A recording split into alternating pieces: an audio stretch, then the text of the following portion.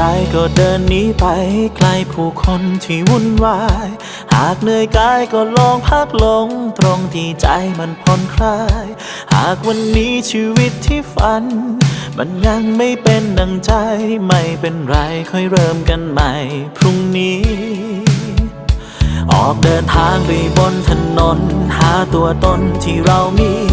ว่าวันนี้ชีวิตที่ดีมันมีความสุขอยู่จริงไหมสิ่งที่ใจเราไขว่คว้าได้มาเพราะถูกใจ